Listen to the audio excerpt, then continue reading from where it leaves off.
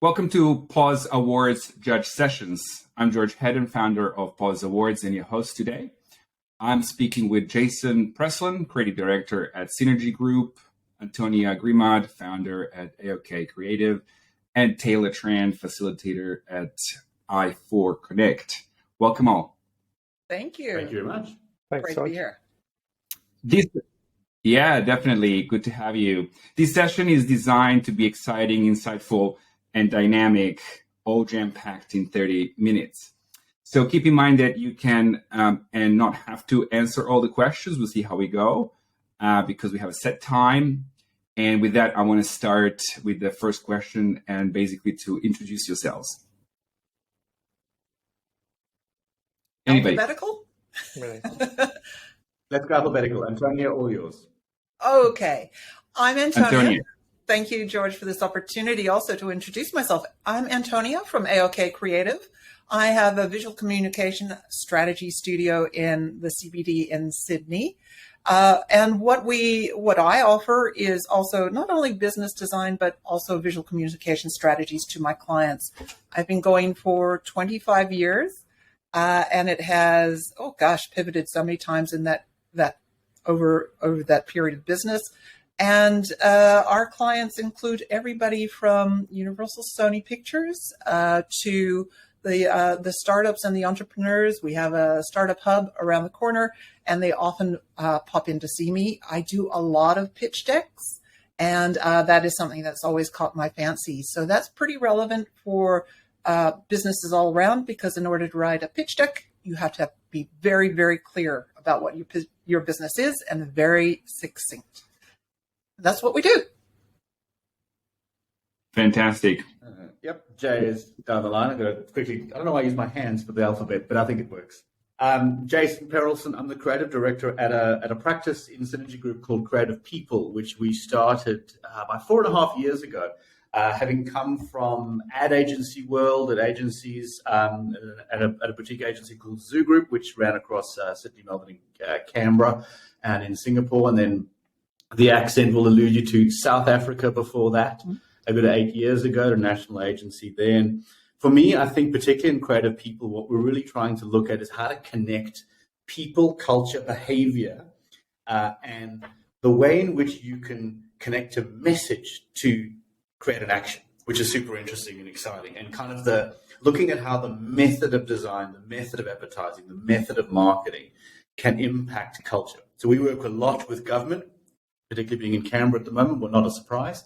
But it's really about the impact of citizen at the end of that, and how we can connect to people, how social policy can actually be engaged through creative. And I think the real passion for me is about how creative is so much more than the method at the end of it. It's so much more than design or copywriting or the tangible outcomes. It's actually around a way of being and a way of thinking and a way of changing the world through business, through objectives. There is so much amazing opportunity in what the creative brain can do, which is not actually the bastion of creatives and people that sit with job titles like that. So that's really me in a nutshell and how I think about the world. Fantastic. That's really good. Thanks. Taylor. Hi, I'm Taylor Tran. So I work for a business that delivers a entrepreneurs program for the government that offers entrepreneurs up to $1 million in funding to commercialize their business. So I spend my days talking to startup businesses all the time, helping them shape their business and work out whether they're suitable to be funded. I've got a 20-year background in tech and energy sector myself and in startups. And I love this role, helping startups, getting funding and scaling their businesses. My portfolio companies, are in the digital tech. I have robots, I have medicines. So it's fairly broad portfolio of businesses that I currently work with. You said you have robots? Yeah, robotics. Yeah. Making a note, as robots. Yeah. Okay. So we'll take that as robots.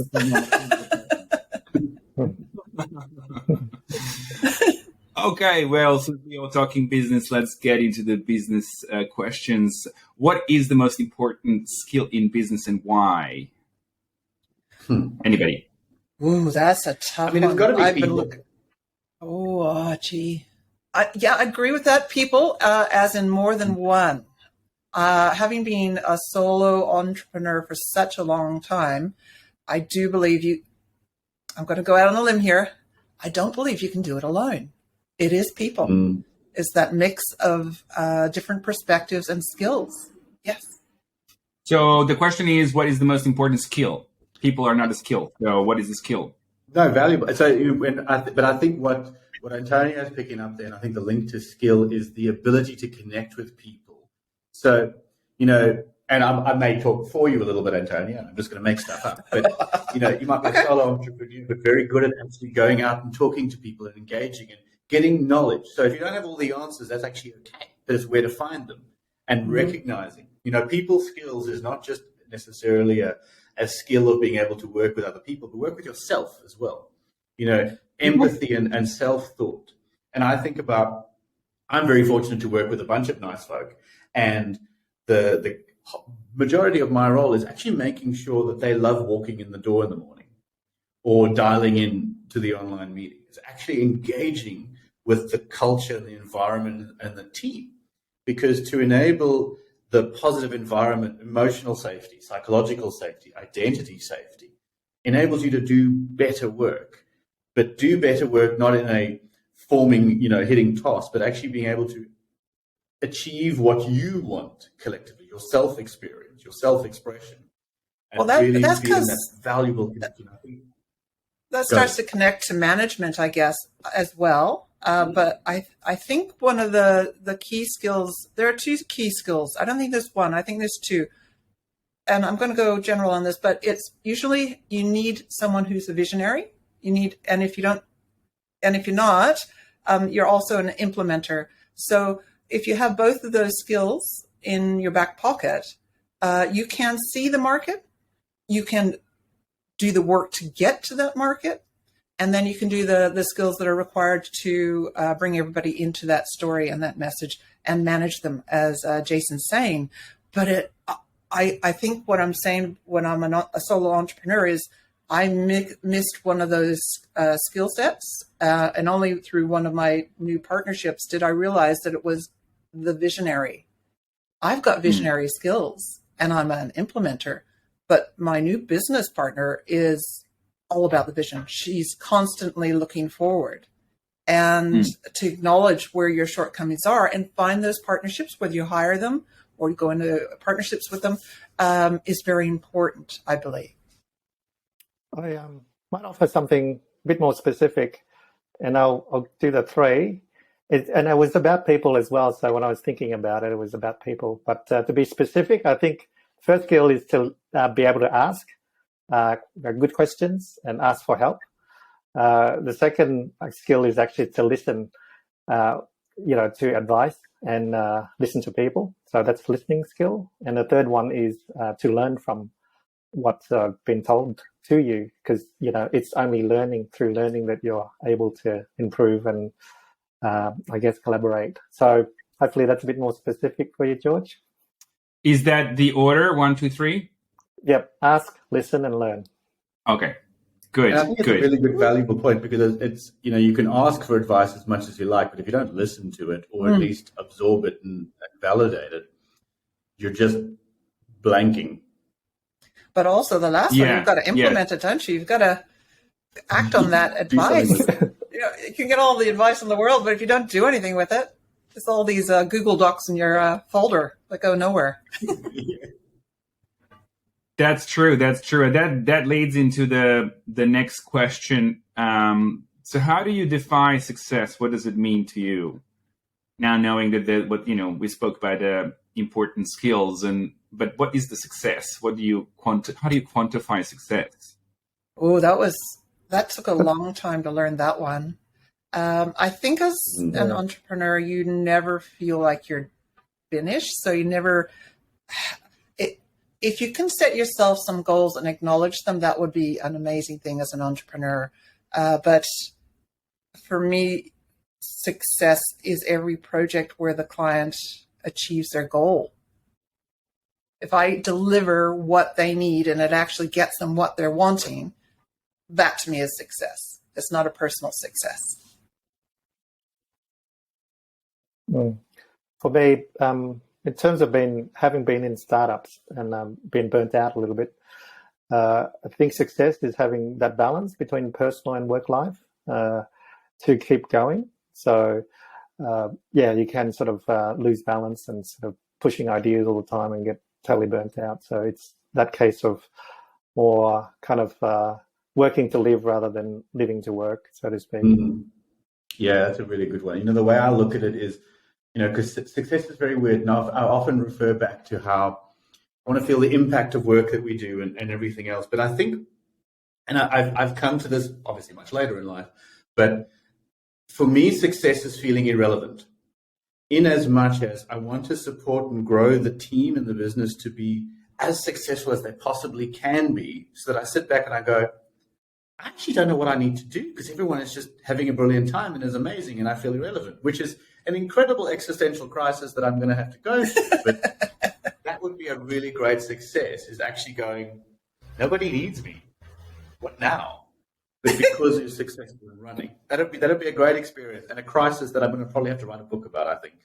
Creating personal redundancy. That's interesting. Yeah, exactly. And so true. Yeah. Well, fantastic. I mean, everyone's got either personal or business focused sort of success, but I guess it's all about what does it kind of mean to you? Where do you, what do you think would that be? And it's definitely an ongoing thing.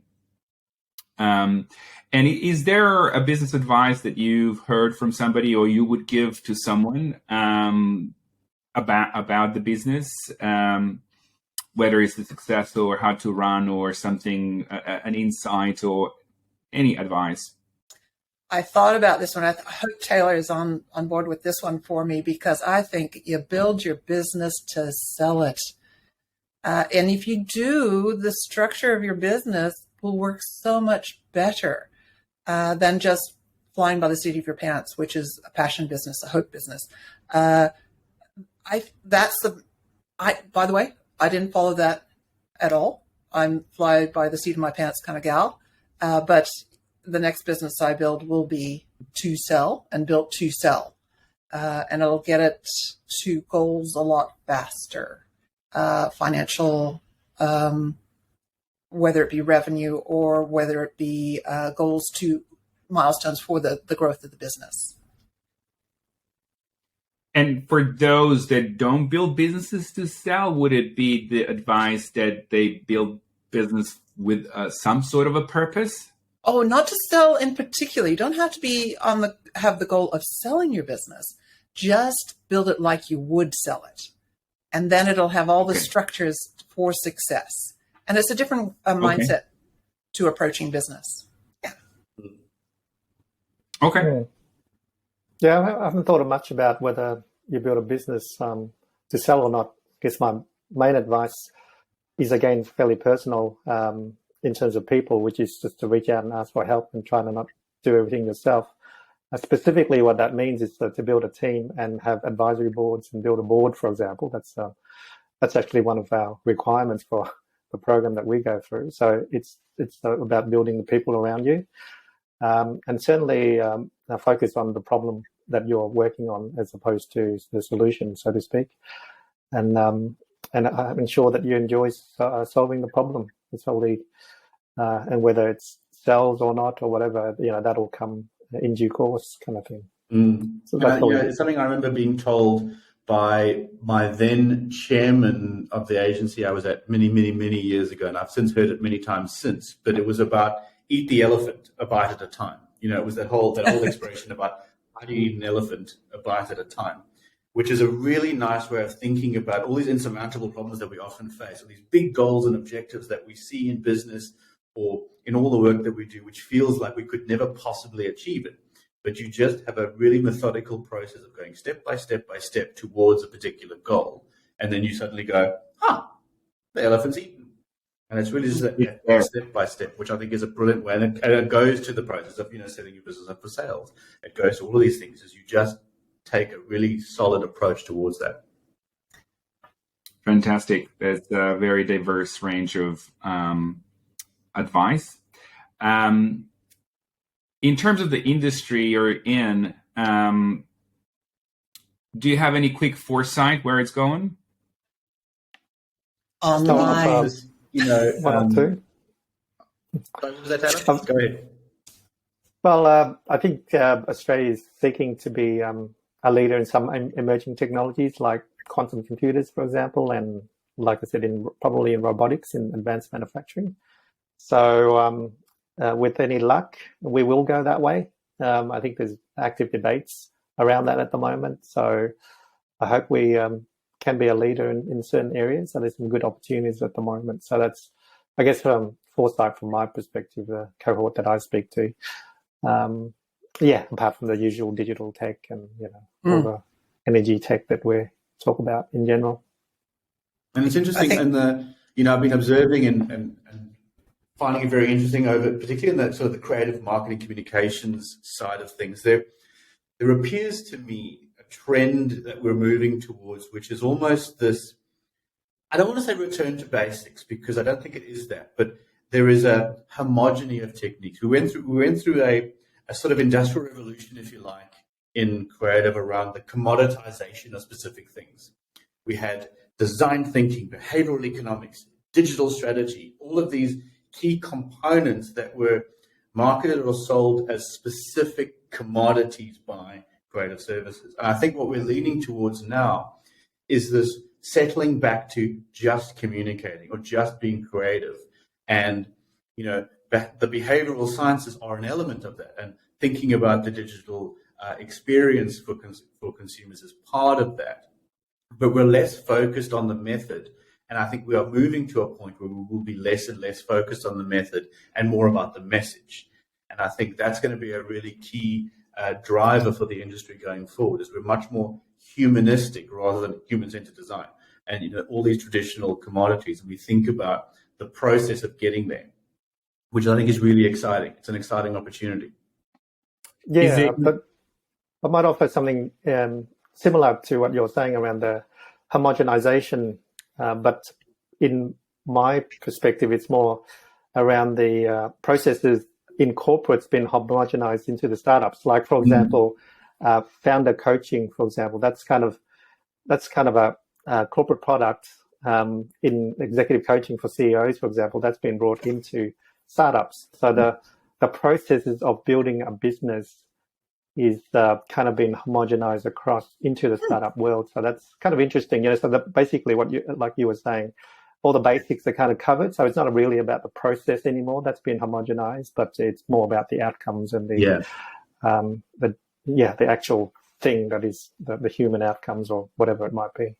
I think one of the things that comes from that is also a sense right now that we're all niching down. You can't have a range, you have to have a thing and drill down on that. And I just wonder how long that will last. It's really great because if you're in marketing or in business, it gives you laser-like focus on what you're doing. And I think that'll be an interesting transition. Guys, do you think that's ever happened before, this extreme niching down to nuts and bolts for your services? I think maybe it was in the 90s. I don't know. That's when I was starting in design and advertising, and they wanted you to really have specific skill. And then it kind of went, oh, you should be a broad person. And now it's like, oh, you should be, again, specific. And it's like, these are these methods we tried. And now it's like, oh, well, if we do all these methods, then you're going to get same results. So how about we kind of be creative and because creativity is about being sort of random and being visionary. It's a response to market and demand, and when you're playing in different markets that have larger players, and I think there is a history of the market differentiation requirement on business to, if everyone else is doing something, do it differently. And it's interesting, Byron Sharp, and whether you subscribe to Byron Sharp or in your Mark Ritson camp, and there's a whole online feud that goes on there, but Byron Sharp's evidence around the impact of differentiation is that market differentiate doesn't necessarily bring effect. its positioning, its mental availability, heuristics, all of those things. And I think what that niching down does do is it can be very successful for people who are very good at it, but it's not necessarily a measure of success. Or you could be successful being a generalist. You just have to be good at that, and I think that's the outcome. I think I'll offer the niching down again from a personal perspective. So maybe there's less niching of, I guess, industries, but maybe niching in terms of personality and networks. So, that's a different area of niching. Like, for example, whether you're a hacker or a hustler or whatever, that's like niching on your personality and networks as opposed to, whether you're a tech in this space or blockchain or AI or whatever, because that's becoming, like you were saying before, Jason, it's kind of commoditized. Yeah. So the niching is more, I guess, humanistic, perhaps. And in terms of now personal foresight, I guess 3 years from now, where would you like to be? I like to be back in Europe, where I first sort of experienced a startup like 20 years ago. I guess being Asian, I find the opposite, very interesting. So I find Europe quite diverse in terms of experiences that it offers. So 3 years from now, I wouldn't mind hanging around in Europe for a little bit, but not maybe, or a long time. I don't know. Ooh, that's the list is long for me. I think I know I would like to have built and sold a business in that time. I would also like to have built and had success with a program that a masterclass that I'm building. The list is so long. And also, one more thing. Well, there's a lot of books to be written, art to be done, and there's so much. 3 years, because after that you kind of think, 3 years and that's it. But no, there's more. Wait, there's more. Watch this space. Yeah. Okay. Fantastic. I think for me, in 3 years' time, it feels like 3 years will be a blink of an eye. It was 3 years ago, in 2019, which is mind blowing. But there's loads of business plans and strategies. We want to be successful in that. But I think, if I reflect on in 3 years' time, my son will be 9, and just want to be happy and healthy, and have everyone just feel good about life, and maybe not feel so panicked about the world around us. That'd be nice. Less out of my control, but that'd be nice. And just to feel like that there is some connection to feeling good and happy and healthy and all of those good, nice, fluffy things that we explore for. And I know you all would be exactly the same. I'm just sort of adding a different element to that. That would be me in 3 years' time. Yeah, a little bit more certainty. It's we're still kind of in a limbo. That'd be nice. Yeah. Sure. And before we get into these quick fire questions, there's one more. What would you like to do less and more in life? Is there anything that you like to balance things out? What would you like to do less and what more? I like to do less, as in the doing part of the business less. I'd like to have people managing the business and doing the doings. That would be great. And more. Some of that, despite all the activity I'm talking about over the next 3 years, having enough time to carve out sitting on a deck chair and having a margarita brought to me. Yeah. Bit more of that. I just echo everything Antonia said. I want to do that. Yeah. Excellent. We won't want that. Some of that. Taylor. Specifically for me, I'd like to do less reports and less live admin. Yeah. And spend more time writing probably another book, because I've written a few, as you know, and wouldn't mind writing another one. So I've got some ideas. So hopefully work on that. Good. That's great. So quick fire questions. These were designed to be snappy, and I'll just read a few, and you just shout at me whatever comes to your mind. What is your favorite smart home device if you own Nest cameras? I think for me, smart home, I've Googled Nests all over the house, and that's super interesting because we can broadcast the different rooms and call each other, which is lovely, and play music everywhere. We can watch the dogs. Taylor, I you try got not to one? have any. I try not to have any. Good. Oddly, Good. Are you a whiskey drinker, Oh, Taylor? yeah. yes. With cocktail, that'll be good. Bourbon. Yeah. And I'm a bourbon I have a girl. very nice Bourbon. Aberlour Speyside whiskey on the go at the moment, which is lovely and smooth. nice. Antonia, how about you? Bourbon. Bourbon all the way. If I'm going to be having something on the rocks. But yeah, you could call me the margarita girl. I love my margaritas. Fantastic. Third one, what is your favorite routine before bedtime? I like to listen to an Audible and fall asleep. But isn't it annoying when you miss the chapter and you have to go back and find it's like, where did I end? Yeah. Where did I fall asleep? Definitely a little bit of mindlessness like that. Me too. Same, Taylor. But I think I'm going to be a softie here. I love saying goodnight to my fur puppies, my 2 puppies, and tucking them in. But and then jumping in bed and listening to an audio or doing a little bit of the YouTube, what do you call it? Shorts, YouTube shorts. Stuck on those at the minute. Yeah, my only routine is also a bit of a softy thing. It's story time with my son, bedtime, that kind of thing, and then I'll just go fluff about killing time. I'm probably working, but that's bad routine. That's not the best part. And it's relaxing. Nobody's reading. Fantastic. Isn't it amazing? Nobody, yeah. I've discovered TikTok before bed is best for me so far. But it never ends. Just for people. Yeah. Mm. Yeah. Another one to connect back to business, which we haven't spoken about much. How many fuck ups have you had in business? At least 3. Many.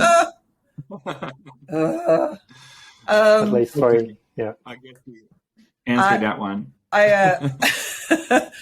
Yeah. Every day is a new day for a fuck up. So yeah, it's ever ongoing. Call it an art form in business. Yeah. Good. I'll get to the next one. Where do you get your news from? I actually find I get my best news I get from the comedy shows. Sean McCallum's Mad as Hell, John Oliver's Last Week Tonight. Those kind of things are actually a better, more rounded, and more entertaining way to consume news. I also read Apple News and then go and read the articles, but I actually really enjoy that kind of content because you get a lot more actually out of it. Yep. I actually got sick of the news and stopped listening to the news. So now I get my news from LinkedIn and people commenting on something on LinkedIn. I go, okay, maybe I should look into that topic. But I don't look at the news anymore. Yeah, it's good. I use news.com.au and always treat it as though it's a little bit of social media, the lowest grade news you can get. They can't spell right. They have no punctuation. So the news isn't real.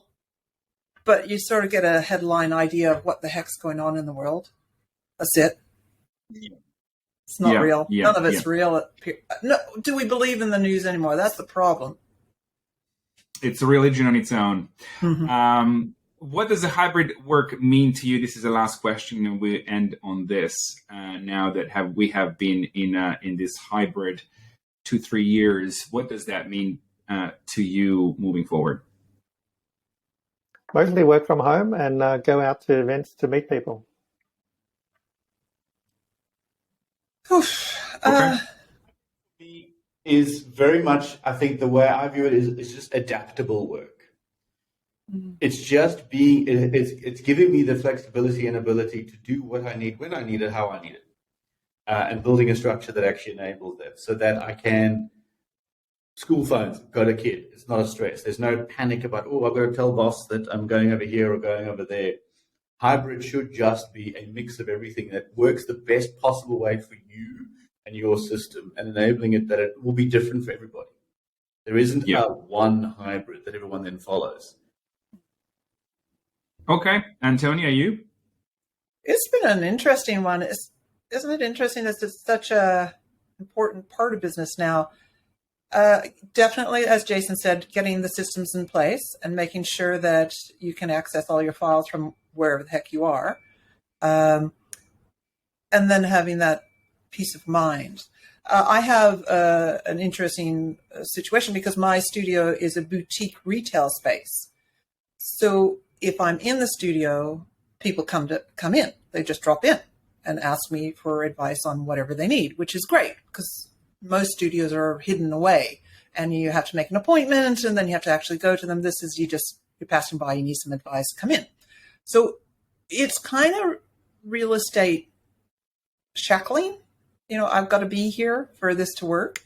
But also having the COVID break where you can work from home, that was a delight, an absolute delight. And I see a lot of people not letting go of that because it is so good for the soul to be at home. So a bit of both. I'll probably go down to 4 days a week, but I still work 24/7, whatever it takes, from wherever I am. I can work on holidays.